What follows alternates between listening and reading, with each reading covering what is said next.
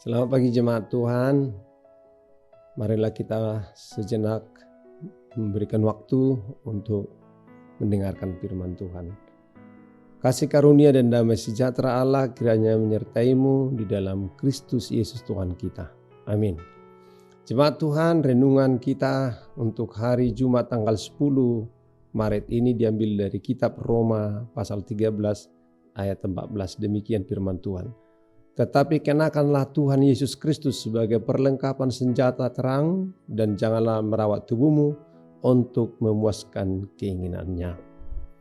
Saudara jemaat Tuhan, awalnya Aurelius mempunyai gaya hidup yang gelap dan tidak peduli dengan ajakan ibunya Monica agar ia bertobat.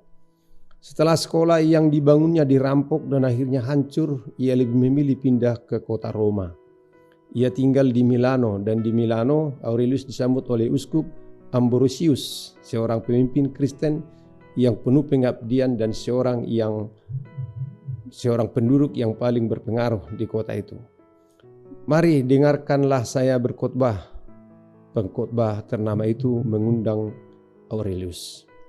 Saudara jemaat Tuhan, dengan acuh tak acuh Aurelius pergi untuk mendengarkan khotbah Uskup Ambrosius. Namun cara uskup itu berbicara dengan halus menyenangkan hati Aurelius, sehingga ia pergi mendengarnya berulang-ulang. Pada suatu hari Ambrosius berkhotbah tentang Raja Daud, bahwa Daud berdosa itu karena ia manusia. Namun pertobatannya itu merupakan sesuatu yang luar biasa, katanya. Manusia mengikuti dosa Daud, tetapi mereka tidak meneladani dia pada saat ia mengaku dosanya dan bertobat. Kehidupan masa lalu Aurelius yang asusila itu mulai menghantuinya. Ia telah berdosa seperti Daud, tetapi ia tidak bertobat seperti Daud. Oleh karena perasaan bersalah itu bertambah kuat, keraguan-raguannya mengenai agama Kristen menjadi hilang. Akhirnya dia dapat mengatakan dengan tulus bahwa kitab suci itu wahyu dari Allah dan bahwa Yesus itu anak Allah. Tetapi nafsunya untuk berbuat dosa itu masih mendorong dia untuk terus menjalani kehidupan yang asusila.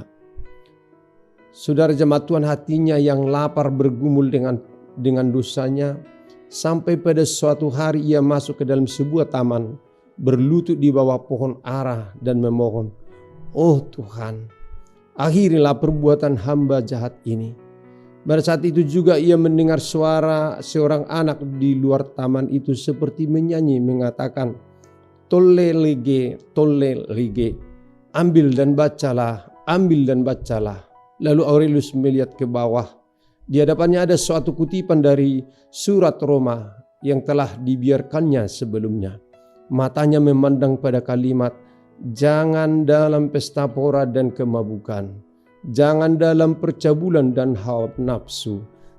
Jangan dalam perselisihan dan iri hati.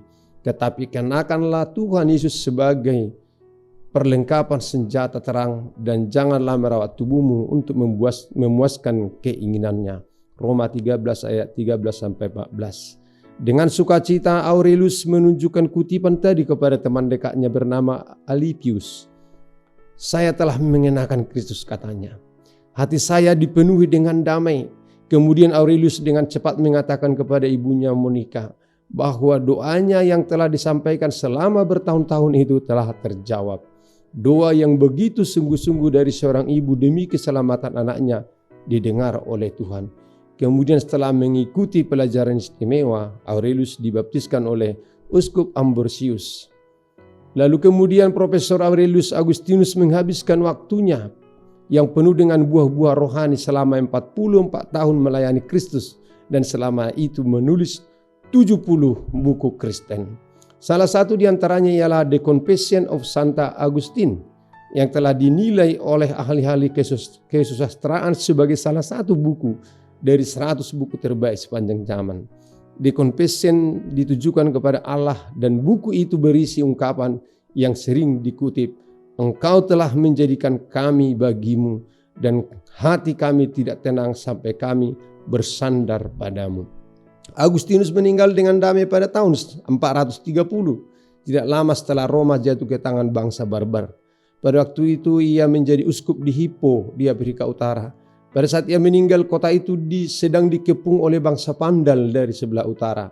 Namun pengaruh serta ajaran rohaninya hidup terus sampai abad pertengahan, mengilhami pemimpin-pemimpin reformasi seperti Luther dan Calvin untuk memberontak melawan hierarki Kristen yang menyeleweng. Saudara jemaat Tuhan, kenakanlah Yesus. Yesus berkata, dengan demikian semua orang akan tahu bahwa kamu adalah murid-muridku, yaitu jika kamu saling mengasihi. Yohanes 13 ayat 35. Namun aku hidup, tetapi bukan aku sendiri yang hidup, melainkan Kristus yang hidup di dalam aku. Dan hidupku yang kuhidupi sekarang di dalam daging adalah hidup oleh iman dalam Anak Allah yang telah mengasihi aku dan menyerahkan dirinya untuk aku.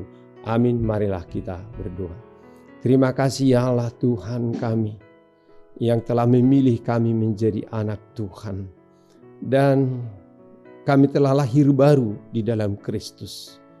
Izinkanlah kami Tuhan agar ada di dalam Engkau dan Engkau di dalam kami. Dan senantiasa menunjukkan hidup benar di hadapan Tuhan. Biarlah kami Tuhan di dalam Tuhan menjadi kuat melawan segala keinginan daging dan hawa nafsu kami. Dan melawan setiap godaan untuk melakukan dosa dan kejahatan. Terima kasih Tuhan, sertai kami dalam pekerjaan sehari-hari kami. Dan berkati Tuhan agar Engkau memelihara dan mencukupkan apa yang perlu dalam kehidupan kami. Amin. Anugerah Tuhan kita Yesus Kristus, kasih setia Allah Bapa dan persekutuan Roh Kudus kiranya menyertai kamu sekalian. Amin. Selamat pagi Bapak Ibu jemaat Tuhan. Selamat beraktivitas. Tuhan Yesus memberkati. Horas.